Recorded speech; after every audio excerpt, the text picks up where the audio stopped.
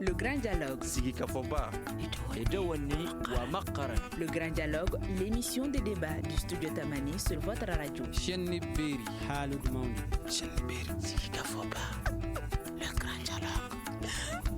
C'est le sujet qui défraie la chronique depuis quelques jours suite à des révélations de l'agence britannique Reuters sur de possibles discussions entre le Mali et la société privée de sécurité russe Wagner. La France a dit sa préoccupation.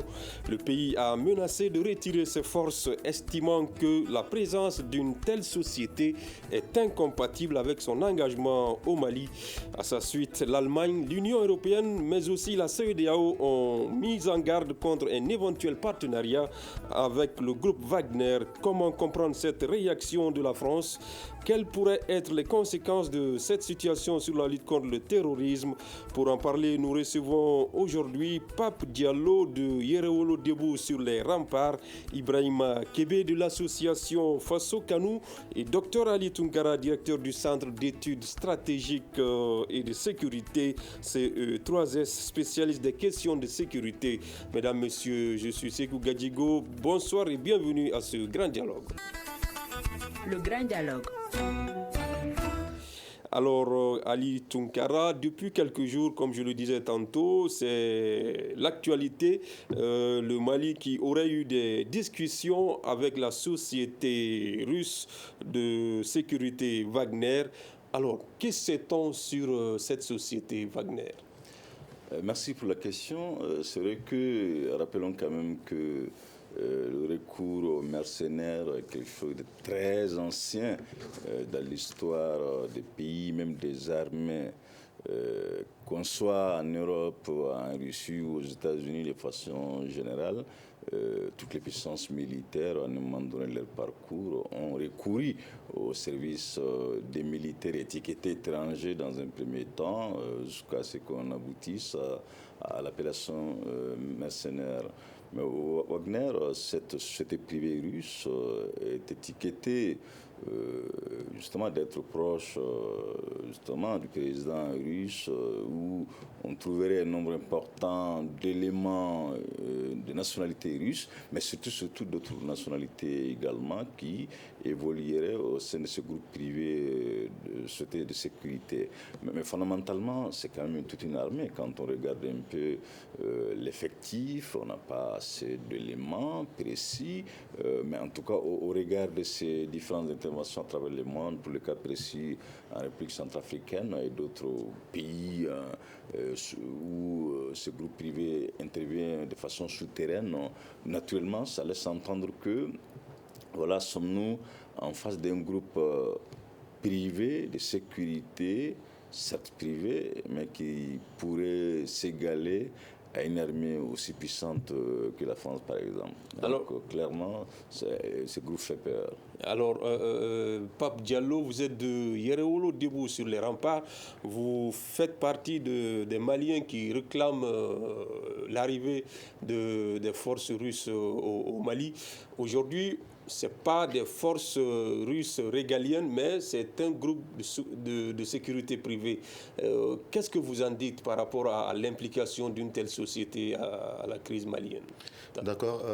Avant d'entamer d'abord mon intervention, je tiens quand même à vous remercier, Studio Tamani, tous vos collaborateurs, vos auditeurs et tous nos téléspectateurs, et aussi mon co-débatteur.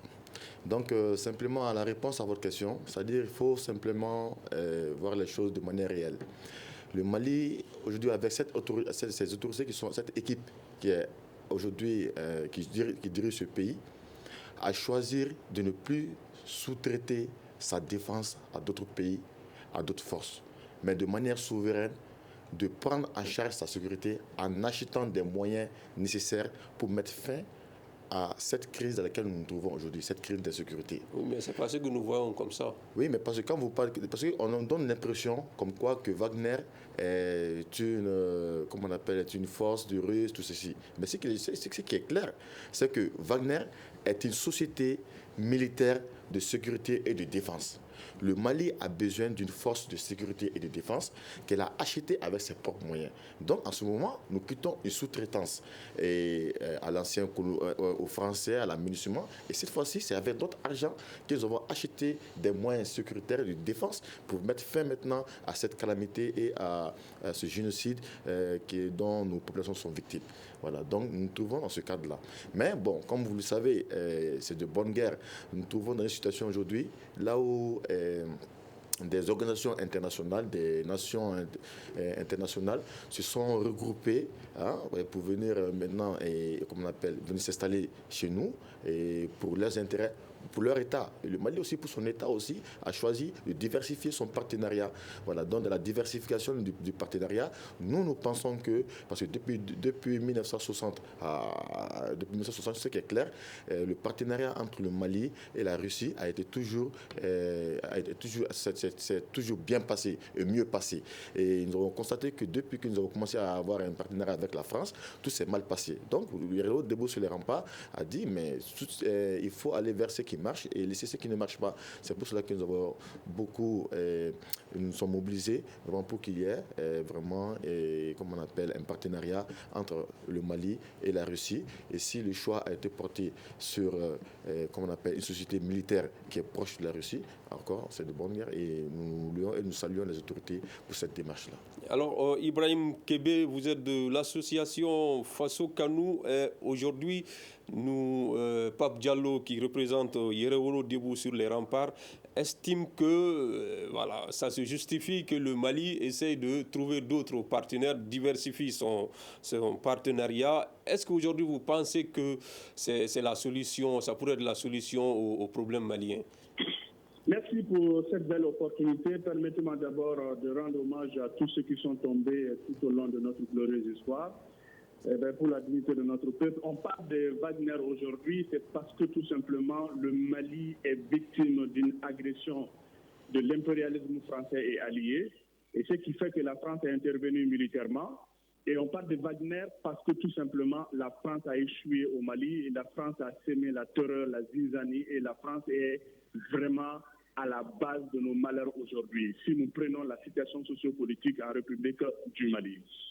Il faudra retenir qu'il y a eu une coopération entre le Mali et la Russie depuis les années 60. On se rappelle que l'armée malienne fut créée le 1er octobre 1960 et le 14 octobre 1960. Donc il y a eu les pourparlers, le début du partenariat entre le Mali et l'URSS. Il ne faut pas se tromper. L'URSS d'hier et la Russie d'aujourd'hui sont diamétralement opposées. La Russie actuelle est impérialiste comme la France d'aujourd'hui.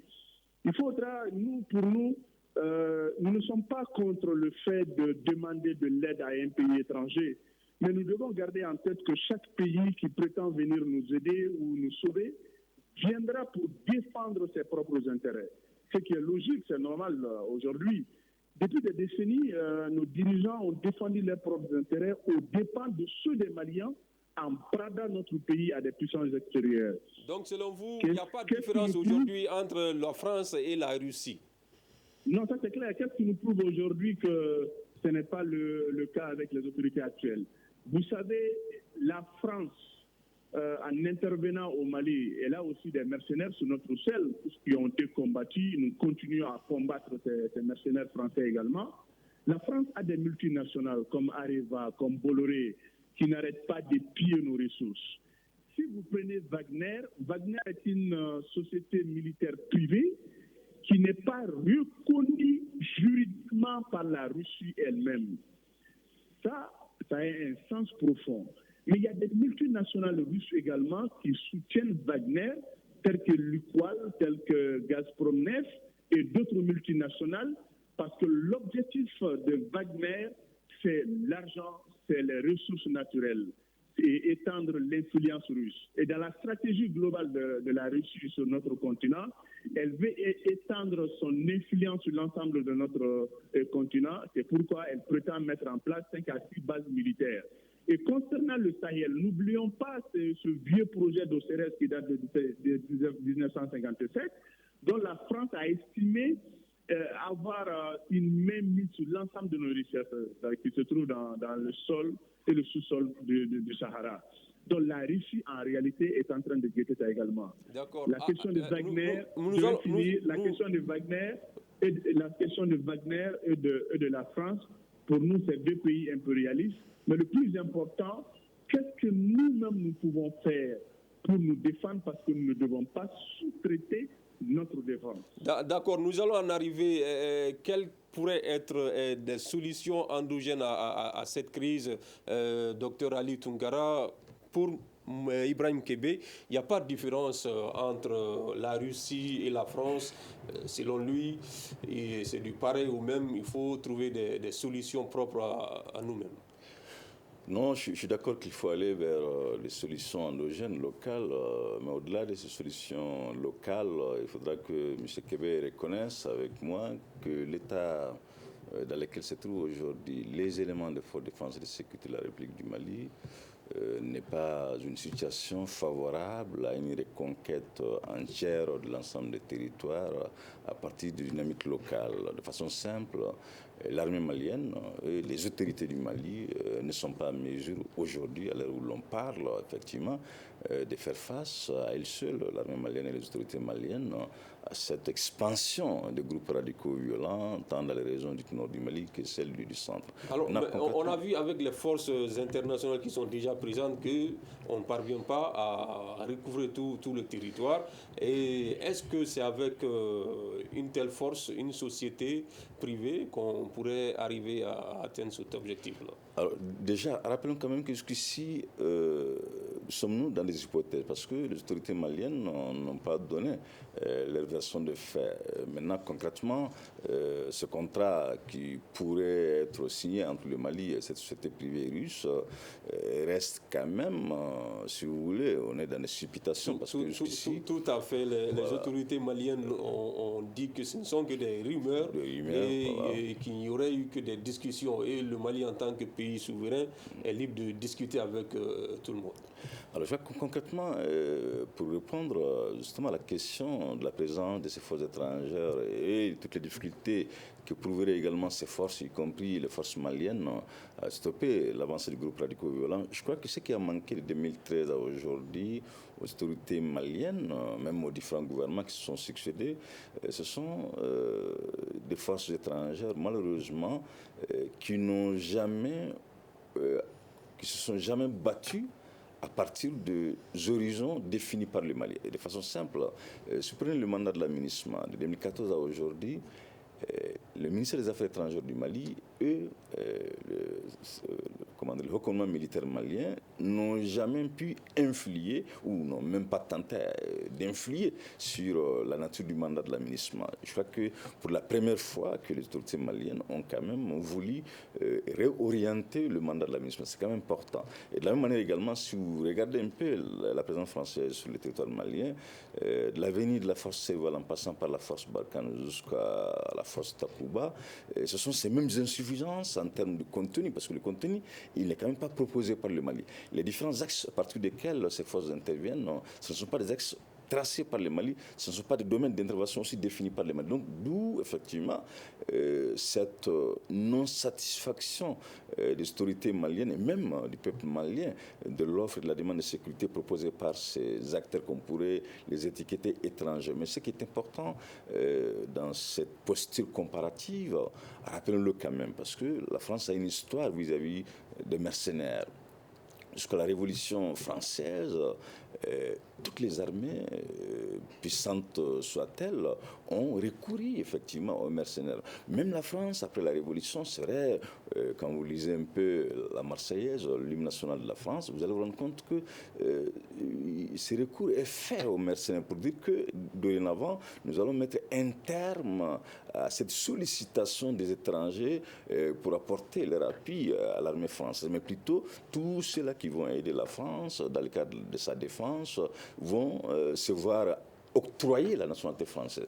D'ailleurs, beaucoup vous diront que la création même de la Légion étrangère s'inscrirait dans cette endogénéisation de l'effort étranger en termes de défense. Donc je pense qu'aujourd'hui, pour le cas précis du Mali, on comprend sans pour autant légitimer. Quelles sont les raisons qui ont amené déjà les autorités à déclencher un tel dialogue avec ce groupe? C'est quand même important. Alors, on va en arriver parce que le Premier ministre a fait une sortie la semaine dernière où, de façon un peu voilée, il explique les raisons, il donne les arguments qui ont fait qu'il est nécessaire aujourd'hui pour le Mali de discuter avec d'autres partenaires. Mais avant cela, la ministre française des Armées était aujourd'hui à Bamako où elle a rencontré son homologue malien Sadio Camara. Nous allons écouter ce papier de Mariam Maïga qui revient sur cette visite de la ministre française. Tout en affirmant que son pays ne quitterait pas le Mali, Florence Parly a annoncé que la France allait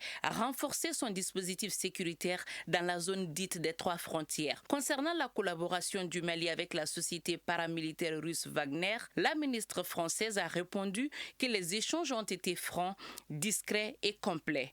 Toujours sur cette question, le dimanche dernier à Niamey, au Niger, la ministre française a laissé entendre que la France n'allait pas cohabiter avec des mercenaires. Elle a par ailleurs évoqué la transformation du dispositif militaire français au Sahel qui devrait passer de plus de 5000 hommes actuellement à 2500 ou 3000 d'ici 2023. Outre le dossier Wagner, la tenue des prochaines élections a également été évoquée. Nous avons besoin de nous assurer qu'il y ait une volonté ici au Mali d'appuyer la CEDEAO pour faire aboutir ce processus de transition politique, a déclaré Mme Parly. D'après le chronogramme initial fixé par les autorités de la transition, les élections présidentielles sont prévues en février 2022.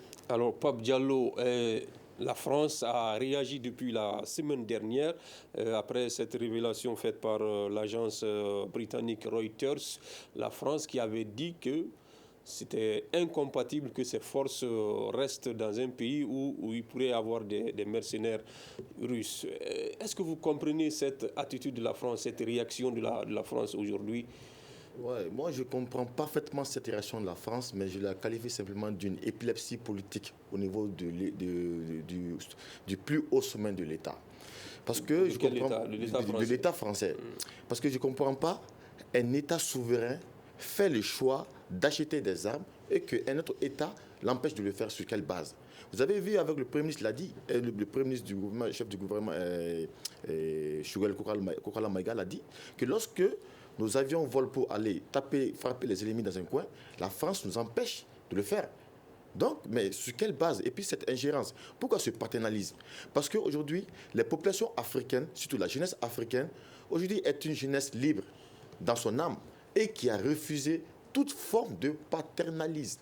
Et aujourd'hui, ceux-là qui sont dans l'arène du pouvoir, ce sont ces jeunes de nos générations aujourd'hui, mais qui sont imbibés de cette envie de bâtir une nation souveraine, qui veut des choses qui sont grandes, qui refusent toute forme de paternalisme. Bon, lorsque vous voyez que c'est, comment on appelle, Parly qui vient, qui nous dit qu'elle ne veut pas travailler avec des mercenaires à côté. Mais c'est simple. Si vous ne voulez pas travailler avec ceux-là qu'ils appellent des mercenaires et qui sont pour nous des experts en sécurité et en défense, et comme on le dit que nous avons acheté avec notre argent, si vous n'êtes pas prêt à collaborer avec eux, mais pliez bagages et rentrez chez vous, c'est très simple. Vous l'avez fait à un moment donné. Lorsque on a pris... Mais est-ce que le vide qu'ils vont laisser, quand ces forces-là rentrent, est-ce que cet effectif de 1000 hommes de cette force de cette société privée, si toutefois le contrat a été signé, pourrait combler ce vide-là? Mais si vous voyez que nos autorités ont eu confiance, après 8 ans de collaboration avec ces forces étrangères, comme parle la MINUSMA et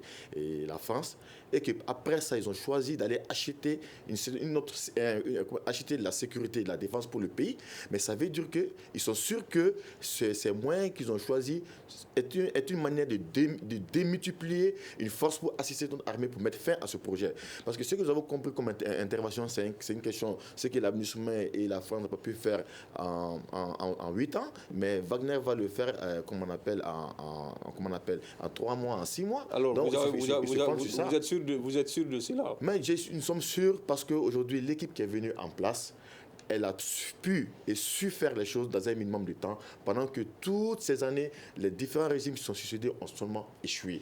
Donc, en se fondant seulement sur ce paramètre, nous sommes d'accord avec ça. Mais je voulais un peu... Juste le temps de faire réagir Ibrahim Kébé par rapport à cela. Est-ce qu'aujourd'hui, Wagner, qu'on estimerait à 1000 hommes, ce que les services que le Mali va demander auprès de cette société, est-ce que cet effectif-là pourrait combler en cas de départ des forces françaises et des forces internationales de notre territoire? Il faudra comprendre que, sincèrement, les Maliens doivent être décolonisés mentalement pour pouvoir comprendre. La solution ne viendra pas de l'extérieur. Certes, nous pouvons être appuyés par-ci, par-là, mais nous devons être au devant des choses. Il ne faut pas compter ni sur la Russie pour venir défendre notre pays à notre place, ni compter sur la France elle-même. Pour revenir à votre question... Donc vous n'êtes pas d'accord avec Dr Toungara quand il dit que nous ne sommes pas aujourd'hui en mesure de faire ce travail-là seul? C'est un avis, mais nous pensons aujourd'hui que, je l'ai dit au départ, qu'il peut y avoir des collaborations entre les pays. Nous ne sommes pas contre ça, mais nous sommes face à une situation qui est vraiment désastreuse, c'est une réalité. Et certains groupes d'autodéfense patriotes ont prouvé dans le temps, je dis bien dans le temps, à libérer plus de 10 localités, hisser le drapeau malien et demander à travers l'armée malienne de sécuriser.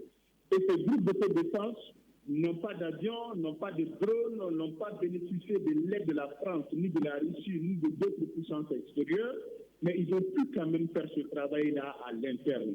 Mais s'il y a un soutien massif, que ce soit au niveau de l'État, que ce soit au niveau des populations, et je pense que l'aide qu'on aura besoin au niveau de la Russie et d'autres, ça serait juste une question d'armement. Il y a eu même une coopération militaire entre la Russie et nous. Et cette coopération militaire peut nous permettre aujourd'hui, si nous voulons réellement défier la France, de nous réarmer autrement et puis faire face à la situation actuelle. Mais la France elle-même ne doit pas accuser d'autres puissances d'avoir des mercenaires. Elle aussi, elle a des mercenaires. La France a collaboré avec des terroristes sur notre sol contre le pays. La France a collaboré avec des séparatistes qu'elle a contribué à armer pour attaquer illégalement le Mali. Mais vous avez quelle preuve de ce que vous avancez? Il faut seulement écouter l'interview de Amma Al-Mahmoud en 2012 quand il a relaté les faits, le lien qui existe entre le MNLA et puis la France.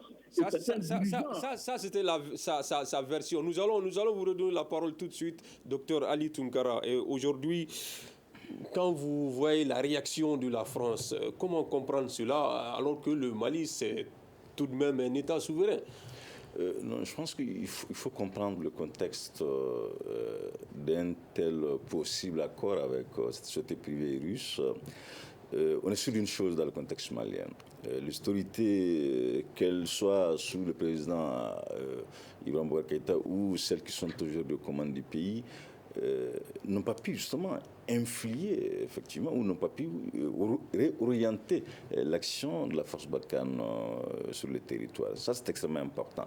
De la même manière également, ce sont des constats selon lesquels, qu'on soit avec la France ou qu'on soit avec l'aménagement aujourd'hui, cette culture de passivité qui caractériserait le Mali depuis le président Keïta vis-à-vis de ses forces étrangères expliquerait le pourquoi aujourd'hui cette ruée vers cette société privée. Parce qu'on estimerait, avec l'élite militaire, si ce contrat venait à être signé, qu'une fois cette société privée sur place, naturellement, elle va évoluer, cette société, sous les dictats de l'état-major malien. Cette société privée va surtout agir conformément aux attentes du peuple malien et des autorités maliennes. Donc je pense qu'il y a cette envie de s'autonomiser vis-à-vis des forces étrangères. Mais en tout cas, il faut être aussi... Est-ce qu'il n'y a pas de risque aussi quand on signe un accord avec une société privée, en cas de problème, à qui on va s'adresser? La Russie dit déjà qu'elle n'a aucune société, aucune force ici au Mali. C'est tout l'enjeu, justement, comme le dirait Charles de Tipi. la guerre fait l'État et l'État fait la guerre. Parce qu'imaginons qu'une telle société intervienne dans le contexte malien. Une chose est sûre, on va assister dans un court terme le départ effectif, non seulement de la force Barkhane, et même surtout des autres partenaires qui sont au Mali, grâce au soutien français, notamment l'aménagement et toute la délégation de l'Union européenne dans le cadre de la lutte contre les groupes radicaux violents. Est-ce qu'aujourd'hui, le Mali et ce groupe de sociétés privées sont-ils capables justement, dans un avenir aussi proche, de se substituer au rôle que joue l'aménagement et la force Barkhane? Je crois qu'il faut être très lucide dans l'analyse. Je comprends qu'on soit autant attaché à la patrie. Je comprends qu'on soit très soucieux par rapport à cette question d'autonomie stratégique. Mais au-delà de tout sentiment, il est extrêmement important aujourd'hui de se dire attention. Les conséquences qui peuvent découler d'une telle intervention peuvent être difficilement gérées par un Mali qui est quand même aux abois. Donc je pense que recourir à cette société privée, on comprend la logique, mais sans forcément la légitimer, parce que les conséquences à court, à long terme, ou même à moyen terme, pourraient être fatales. Les conséquences, malheureusement, vont même amener les pays voisins du Mali, notamment le Niger, le Burkina, à ne pas du tout travailler avec le Mali dans le cadre de la lutte contre les groupes radicaux violents. N'oublions pas que lorsqu'on parle de cette lutte contre les groupes radicaux violents, partout ailleurs, que ce soit aux États-Unis, même si les États-Unis eux-mêmes ont recouru aux mercenaires en Afghanistan et en Irak, mais dans l'orthodoxie militaire française, depuis la Révolution française, il a été clairement inscrit dans la Constitution française de ne plus recourir au service d'un mercenariat. Donc, de ce fait, la France, elle est non seulement inquiète par rapport à cette conformité à ses fondamentaux, mais dans le même temps, il ne faut quand même pas prendre les gens aussi pour des idiots. Une telle immixtion de la société privée russe dans le contexte malien pourrait pousser la France à assister à une certaine perte de vitesse aussi dans les Sahel. Donc, naturellement, on comprend aussi l'attitude française sans pour autant la légitimer, parce que les inquiétudes qui sont aujourd'hui formulées par la ministre française des Armées, elles sont certes fondées, mais les inquiétudes doivent aussi amener la France à non seulement revoir sa manière d'agir dans les Sahel, mais dans le même temps d'être davantage attentive aux doléances qu'ont à la fois les armées sahéliennes et les peuples sahéliens vis-à-vis de la sécurité. D'accord. Pape Diallo, aujourd'hui, il vient de parler des conséquences. Toutefois, en cas d'engagement d'une telle société dans notre pays, vous ne craignez pas les conséquences? C'est-à-dire, moi, je pense qu'il faut être vraiment... Il faut être réaliste, quoi. C'est aussi simple que ça. Faut dire, alors, on a vu dans des pays africains, je ne vais pas citer de nom, où cette société serait engagée, qu'il y aurait eu des bavures. Non, ce sont des suppositions, ce sont des suppositions toujours de ces mêmes organes journalistiques. Mais, c'est-à-dire, revenons à un truc qui est très clair sur cette situation-là. C'est-à-dire, le Mali a fait un choix que sa politique de défense ne dépende plus de Barkhane de l'amusement. Et maintenant que ça dépend d'elle-même. C'est pour cela qu'elle est partie acheter les services de sécurité et de défense des sociétés militaires expertes dans ce domaine qu'on appelle Wagner. C'est très clair, ça ne s'arrête qu'à ça. Maintenant, avec Wagner, c'est les Maliens, l'autorité malienne elle-même qui décide de sa politique de défense. Point. Ensuite, qu'est-ce qui se passe? Lorsqu'on nous parle parce qu'avec Kébé, moi, je ne comprends pas ces aspects, parce que d'une part, il dit que la France n'est pas bonne, il a eu de bonnes relations avec la Russie, mais après, il dit que non, il ne faut pas qu'on ait confiance à la Russie, il ne faut pas qu'on ait confiance à la France, parce que la France a mal fait chez nous. Donc, il a jugé la France sur des actes. Et il juge la Russie sur des hypothèses. Là, ça, c'est une confusion d'abord pour moi. Mais deuxièmement, quand il parle des ressources minières, et ainsi de suite, nous sommes à plus de 15 000 morts des Maliens déjà qui sont morts. Donc, est-ce que les populations sont exposées à des génocides? Mais pour stopper ce génocide, ou bien s'inquiéter de l'or, ou bien s'inquiéter des minéraux, ou bien s'inquiéter de l'argent. L'argent n'a pas de valeur lorsque la vie d'un être humain est mise en cause. Donc, nous devons, ce débat, je pense que nous devons faire beaucoup attention. Nous devons humaniser vraiment le débat aujourd'hui. Parce que souvent, j'ai l'impression que ceux-là qui ne sont pas dans ces villes, à Bamako et ailleurs, sont en train de prendre ce phénomène comme un film de novelas, alors que c'est la réalité. Ce sont des villages qui sont en train de se brûler. Donc selon vous, le plus important aujourd'hui, c'est de préserver les vies humaines. C'est de préserver les vies humaines. Et c'est avec Wagner que ce sera possible. Et c'est avec Wagner que ce sera possible, parce que tout a échoué. Lorsque la case brûle, comme le dit Adam Bendia, on n'a pas besoin d'eau minérale, même si on a l'eau du puits Karasso Alpha, on prend on éteint le feu d'abord. Donc maintenant, à la suite, on évolue. Maintenant, c'est très clair. Quand vous dites que par exemple... Nous allons vous redonner la parole tout de suite. On va écouter des Maliens. Je voulais juste terminer en un seul mot pour dire, parce qu'on me dit l'inquiétude, 1000 personnes vont venir, est-ce que ça ne sera pas un débordement? Vous pensez qu'aujourd'hui, les dispositions dans lesquelles notre armée est aujourd'hui, mais elle n'est pas comme avant. Notre armée est en train de se relever. Elle est en train de tout le monde sait qu'aujourd'hui, les camps ne sont pas en train de s'attaquer comme l'avant.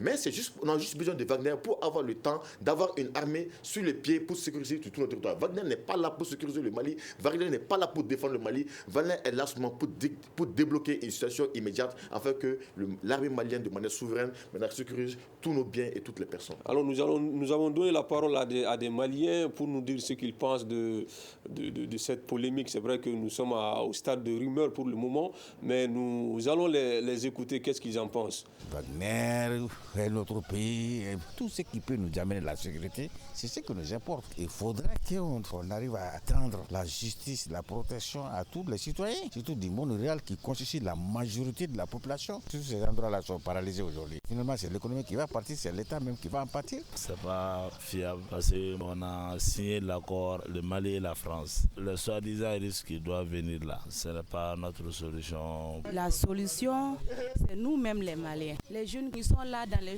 chômage se donnent facilement aux rébellions. Il faut qu'on se donne les mains pour travailler. Il faudrait que ça soit bien réfléchi d'abord. On est dans un monde de complémentarité, mais il faudrait qu'on sache garder nos intérêts et sortir quand on veut dans ce type de contrat. Alors, ça, c'est des Maliens qu'on a interrogés. Ils sont partagés. Il y a certains qui souhaitent que vraiment la sécurité revienne, quel que soit le partenaire. Il y a d'autres qui estiment qu'il faut compter sur nos propres forces. Ibrahim Kébé, vous qui êtes dans cette optique, est-ce qu'aujourd'hui, le pays n'a pas assez souffert pour qu'on puisse penser à des solutions endogènes qui n'ont jusque-là rien donné? Merci. Je vous avoue que je n'ai pas compris ce qui intervenait tout à l'heure là. C'est très difficile de comprendre avec le téléphone. Mais je voudrais rebondir sur la dernière intervention de M. Pape Diallo. Ma question, est-ce qu'aujourd'hui, quand vous dites qu'il faut compter sur nos propres forces, est-ce que oui, allez. Je vais en venir. Ok, allez-y. Il est en train de divaguer, il serait bon de recadrer. Vous savez, j'ai juste démontré que la Russie est impérialiste comme la France d'aujourd'hui. Nous sommes préoccupés par le fait de ne pas changer. C'est-à-dire on change de maître quoi. Si nous l'écoutons querellement, c'est-à-dire on veut changer de maître. On quitte la France pour aller nous donner à la Russie. Alors que nous devons compter d'abord pour nous-mêmes d'abord. Et on peut avoir des dents, ça freine. Si nous avons de l'argent pour payer des militaires étrangers, pourquoi ne pas investir prioritairement sur nos propres groupes d'autodéfense patriotes qui connaissent mieux le terrain que ces étrangers? C'est la question qu'on se pose. Et Wagner a échoué dans certains pays en Afrique, tel qu'au Mozambique. Ce qui se passe aujourd'hui en Centrafrique est connu, malgré le fait que les médias n'en parlent pas, parce que tout simplement l'État centrafricain ne veut pas que ces échecs-là soient connus. Bon, j'aimerais tout simplement dire qu'aujourd'hui, en République du Mali, il y a des hommes et des femmes capables de faire face aujourd'hui à la situation actuelle. Mais c'est une question de manque de volonté politique. Si les dirigeants actuels sont vraiment décidés à se battre contre l'impérialisme, quelle que soit sa forme, que l'impérialisme soit russe, français, etc., et je pense que c'est juste une question de volonté politique. Et cette question de volonté politique sera soutenue puissamment par notre peuple. Voilà notre préoccupation. Nous souhaitons que notre pays soit libéré parce que nous avons perdu des parents très proches. Et dans le temps, je l'ai dit, des groupes d'autodéfense patriotes ont prouvé sans l'appui de ces puissances extérieures qui peuvent libérer les territoires maliens, pourquoi nous sommes aussi mentalement toujours colonisés? Il faut sortir de ça. Il faut décoloniser les esprits. D'accord, cela est compris, Dr Ali Tunkara, même si, je le répète, les autorités affirment que ce ne sont que des rumeurs. Il n'y a rien d'officiel qui a été conclu entre le Mali et une société quelconque de la Russie. Mais tout de même, il faut reconnaître que cette affaire qui a été révélée par une agence britannique, alors, tout se passait dans une sorte de discrétion. Est-ce que cela ne pose pas un problème de confiance entre le peuple et les autorités, puisqu'il s'agit d'une question d'intérêt national qui devait être discutée, peut-être passer même au CNT, ou bien, en tout cas, si ce n'était pas cette agence-là, est-ce qu'on aurait des informations sur ça? Est-ce qu'il n'y a pas un petit problème? Bon, vu que ce ne sont que des rumeurs jusqu'ici, on va commenter les rumeurs. Non, si l'idée... Alors, les discussions ne sont pas des rumeurs quand même, hein? Oui, ça, ils les ont effectivement reconnu, que ces discussions ont été effectivement menées avec le groupe en question. Mais je pense fondamentalement, lorsqu'un pays est coincé sur des questions aussi sécuritaires, pas qu'au Mali, hein. Si vous regardez un peu l'engagement français au Mali, je ne pense pas que toutes les procédures y afférentes ont été respectées par la France. Non. De la même manière également, même l'engagement du président défunt Idriss Déby dans le cadre du G5 Sahel, notamment en envoyant le 1200 militaires tchadiens dans le cadre de la force conjointe du G5 Sahel, cela également n'a même pas été discuté lors des différents conseils des ministres au Tchad, à fortiori de passer devant les parlementaires. Donc pour vous dire que tous les États sans exception, effectivement, à un moment donné leur histoire, ont connu, si vous voulez, se sont privés de certaines procédures pour aller vite parce que l'urgence est là. Donc, côté format, on ne peut pas trop reprocher aux autorités maliennes d'agir de la sorte. Mais je pense que soyons très sérieux avec cette question parce que rappelons quand même que lorsque un tel groupe va faire son entrée dans le contexte au Mali, naturellement, ça va créer une sorte de désordre en termes du maillage sécuritaire. Ça, c'est vraiment évident. Je comprends aisément lorsque M. Kébé fait allusion à tous ces groupes d'autodéfense, mais c'est qu'il oublie aujourd'hui, les différents groupes d'autodéfense, qu'ils soient d'obédience communautaire ou même d'obédience géographique, qu'on soit au nord ou au centre du pays, sont des groupes parfois, pas tous, mais certains ont des proximités avec les groupes terroristes, ont des proximités avec des criminels, ont même des proximités avec des passeurs, des gens qui facilitent la migration clandestine. Donc, en somme, nous sommes dans une crise sécuritaire tellement complexe, tellement dynamique, on ne peut plus compter uniquement sur des dynamiques locales, on ne peut plus compter uniquement sur les efforts qui pourraient venir du terroir ou du local. Je crois qu'à ce niveau, une chose est importante à analyser. Si vous regardez un peu aujourd'hui les attentes qu'ont les Maliens vis-à-vis de cette question de sécurité, elles n'ont quand même pas été comblées du président Alpha Oumar Konaré et du président Ibrahim Boubacar Keïta aujourd'hui. Maintenant, est-ce qu'il faut-il confier ces attentes à une autre nation ou à une autre société? Justement, le principe, il n'est pas catholique parce qu'on ne peut pas prétendre se soustraire d'un dictat ou d'une domination.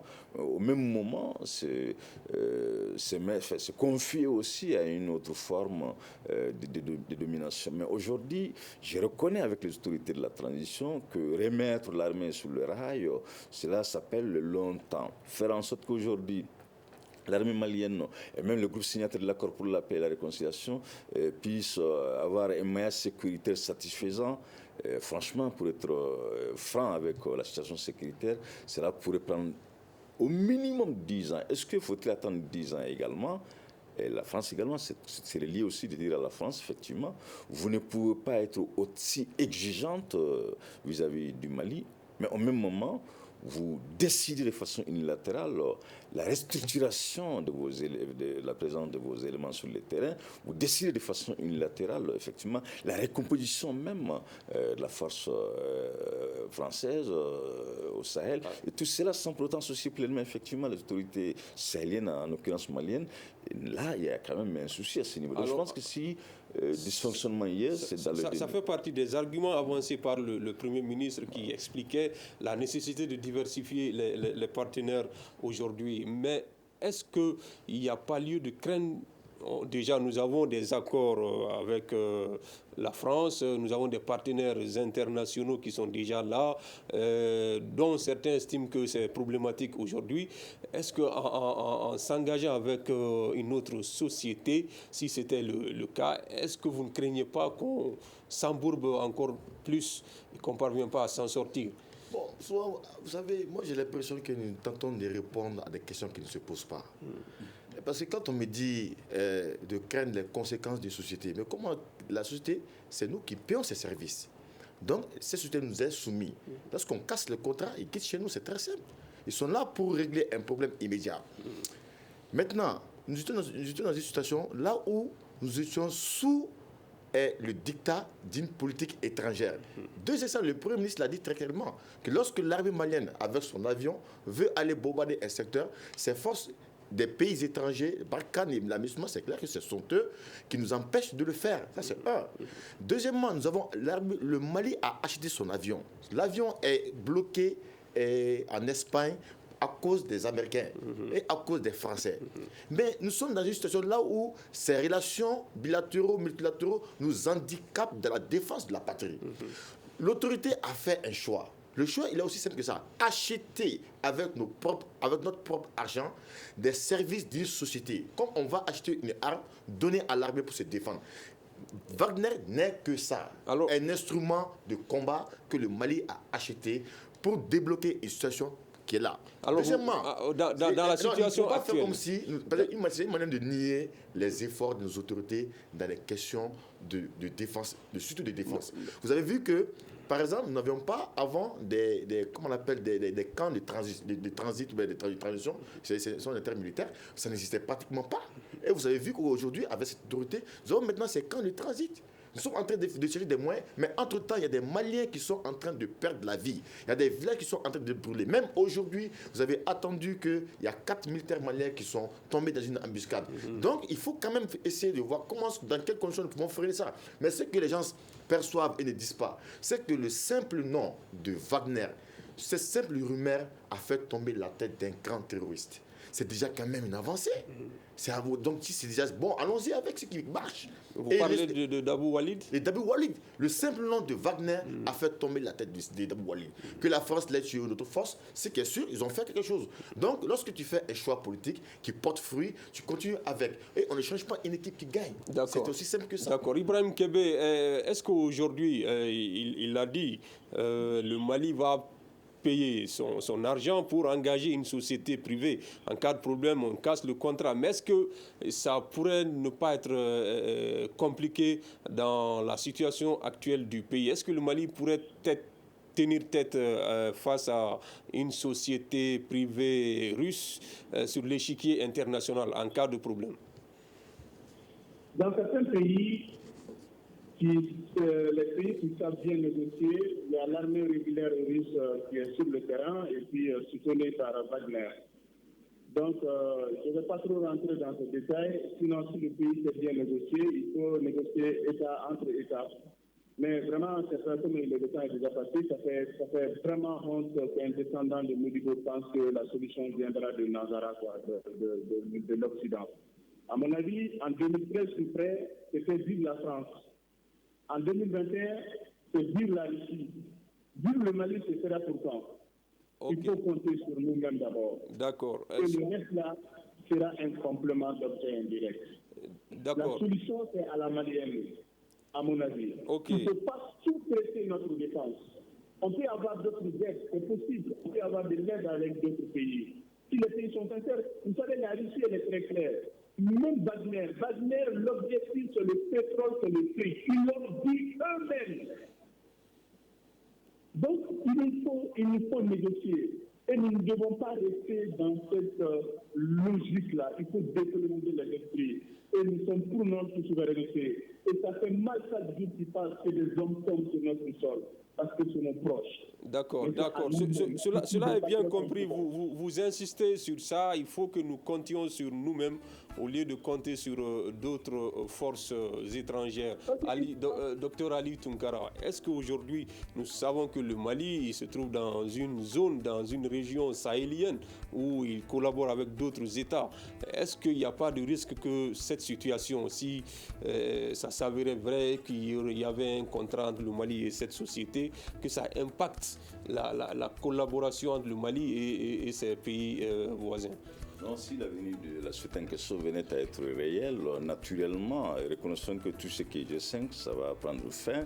Tout ce qui est collaboration entre le Mali et le Burkina prendra également fin parce que, n'oublions pas, sommes-nous dans un ensemble, dans le cadre de la lutte contre les groupes radicaux violents, lequel ensemble, malheureusement, lorsqu'on est impuissant militairement, économiquement, lorsqu'on ne pèse pas au niveau des Nations Unies, il est important de pouvoir chercher sa part, mais en toute humilité. Mais je pense qu'au-delà de cette frilité nationaliste, il serait bon que les Maliens et les Maliennes voient ou conçoivent cette société avec prudence ou avec lucidité.